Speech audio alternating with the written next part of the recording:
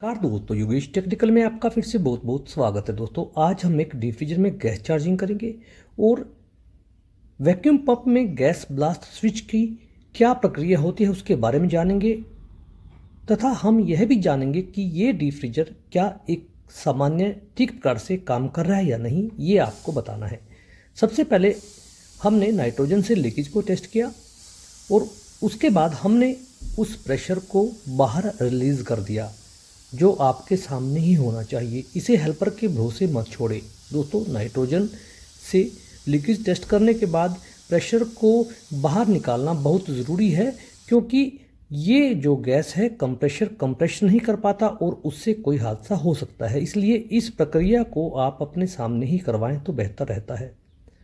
उसके बाद दोस्तों हमने हमारे वैक्यूम पंप के साथ, जो कि मेरा एक गैस चार्जिंग स्टेशन है, उसमें सभी पाइपों को जोड़ दिया है और सभी जो हमारे स्पेंडल हैं उनको खोल दिया है, जो खोलना ज़रूरी है। लाल रंग वाला स्पेंडल हम नहीं खोलेंगे क्योंकि दोस्तों ये हाई प्रेशर साइड का स्पेंडल यानी मीटर है, इसे हम नहीं खोलेंगे। उसके बाद हमारे वैक्यूम पंप के पीछे एक स्विच होता है, हमने घुमाकर उसे हल्का सा पर्ज कर दिया है, यानी कि अब जैसे ही मैं वैक्यूम पंप चलाऊँगा तो वैक्यूम पंप से जो मॉइस्चर मेरा डीप फ्रीजर से जो मॉइस्चर वैक्यूम पंप खींचेगा, उसके साथ बाहर की एयर मिलकर उस मॉइस्चर को बहुत जल्दी से बाहर निकाल देगी, क्योंकि ऐसा करने से हमारा वैक्यूम पंप का जो ऑयल है वो गंदा नहीं होता, उसमें पानी नहीं मिक्स होने की संभावनाएं ना के बराबर हो जाती है। क्योंकि दोस्तों गैस ब्लास्ट स्विच का काम यह होता है कि जैसे ही बहुत ज़्यादा मात्रा में मॉइस्चर वैक्यूम पंप जब किसी उपकरण से बाहर खींचता है तो बाहर की एयर उस मॉइस्चर को एक प्रेशर देकर जल्दी से वैक्यूम पंप से बाहर निकाल देती है, जिससे कि उसमें कंडेंसिंग ना होने पाए। क्योंकि जब हमारा वैक्यूम पंप सिस्टम से मॉइस्चर को खरीदता है वो वेपर रूप में होते हैं और वैक्यूम पंप से बाहर जाते जाते वो कंडेंसिंग होकर पानी के रूप में कन्वर्ट होने की संभावनाएं बन जाती है। इसलिए हम गैस ब्लास्ट के स्विच को हल्का सा खोल देंगे कुछ सेकंड या फिर 1 मिनट के लिए। उसके बाद हमें उस स्विच को बंद करना है, क्योंकि अगर हम उसे बंद नहीं करेंगे तो हमारा अच्छा वैक्यूम नहीं हो पाएगा। अभी आप देख सकते हैं मॉइस्चर काफ़ी मात्रा में बाहर निकल रहा है, क्योंकि इसमें बाहर की एयर भी मिक्स हो रही है हमारे गैस ब्लास्ट स्विच के द्वारा। आप ऑयल में काफ़ी झाग देख सकते हैं, उसका यही कारण है। अब हमने इस गैस ब्लास्ट स्विच को बंद कर दिया है। अब हमारा जो वैक्यूम पंप है वो सिर्फ उपकरण के मॉइस्चर को खींचेगा, उसको वेपर रूप में कन्वर्ट करने के बाद उसे वेपर रूप में ही बाहर निकाल देगा। इसीलिए गैस ब्लास्ट का स्विच काफ़ी मददगार होता है आपके वैक्यूम पंप की लाइफ को बढ़ाने के लिए।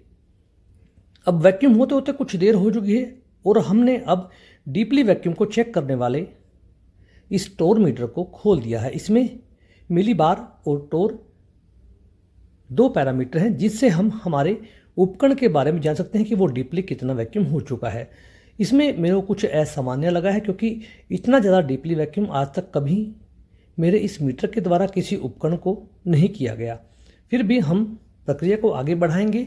हमने कुछ देर के लिए उसे होल्ड पर छोड़ दिया है और उससे हमारा जो मिली बार वाला मीटर है उसकी जो रीडिंग है वो कुछ ऊपर की तरफ बढ़ गई है, लेकिन हमारा कंपाउंड गेज का रीडिंग सेम है, यानी कि अभी हमारे उपकरण में कुछ मॉइस्चर हो सकता है। इसलिए हम इसे दोबारा से फिर कुछ देर के लिए वैक्यूम करेंगे और हम इसमें R134A रेफ्रिजरेंट को रिफ़िल कर रहे हैं। उसके लिए हम सिलेंडर को सीधा ही रखेंगे, हम इसे लिक्विड रूप में चार्ज नहीं करेंगे, क्योंकि दोस्तों लिक्विड रूप में चार्ज करने से कंप्रेसर पर दुष्प्रभाव पड़ता है। ये एक डीप फ्रीजर है जो दूसरी साइड में चल रहा है, इसमें भी एक समस्या है, उसके बारे में भी हम आपसे डिस्कस करेंगे।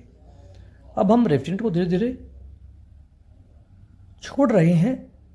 अगर आप उपकरण के चलते हुए रेफ्रिजरेंट को छोड़ रहे हैं तो आप उसे वेपर रूप में ही छोड़िए। अगर आप इसे लिक्विड रूप में छोड़ना चाहते हैं तो उपकरण वैक्यूम करने के बाद कुछ देर के लिए लिक्विड रूप में गैस को छोड़कर डीप फ्रीजर को बंद रखना होता है, और जब 2 या 3 मिनट के बाद वो लिक्विड वेपर रूप में कन्वर्ट हो जाता है हमारे सिस्टम के अंदर, तो आप डीप फ्रीजर को चला सकते हैं। इसलिए हम चलते हुए डीप फ्रीजर में वेपर रूप में रेफ्रिजरेंट को छोड़ रहे हैं। लेकिन इससे पहले आपको वैक्यूम को तोड़ना ज़रूरी होता है। कभी भी वैक्यूम में डीप फ्रीजर को ना चलाएं, इससे हमारे कंप्रेसर में प्रॉब्लम आ सकती है। तापमान धीरे धीरे नीचे जा रहा है, जो आप देख सकते हैं। सभी जो पैरामीटर है वो ठीक प्रकार से काम कर रहे हैं। अब तक तो ऐसा ही लग रहा है। आप बताइएगा कि हमारे इस डीप फ्रीजर को कितने माइनस तक जाना चाहिए मैक्सिमम। तो दोस्तों अभी आप इसका बैक प्रेशर देख सकते हैं। बैक प्रेशर बेशक आपको कुछ कम नज़र आ रहा हो, इसमें कोई संशय नहीं, क्योंकि हमने गैस को पूरा तौल के अनुसार ही भरा है। और इस समय इस डीप फ्रीजर का जो कैबिनेट का टेम्परेचर है वो -15 डिग्री तक पहुंच चुका है, लेकिन मेरे को इससे संतुष्टि नहीं हो पा रही। इसका जो तापमान है वो मैक्सिमम कितने तक जाना चाहिए, और अगर वो इतने तक नहीं जा रहा तो उसका क्या कारण है, कृपया आप कमेंट्स बॉक्स में मुझे बताइएगा। सेक्शन पर हल्की हल्की पानी की बूंदें आप देख सकते हैं। थोड़ी देर में आइस भी आ गई थी इस डीप फ्रीजर की सेक्शन पर। उसके बाद मैंने इसे बंद कर दिया है और नीचे अंदर की तरफ आप देख सकते हैं लगभग कुछ 2 पाइपों छोड़कर फ्रॉस्टिंग आ चुकी है।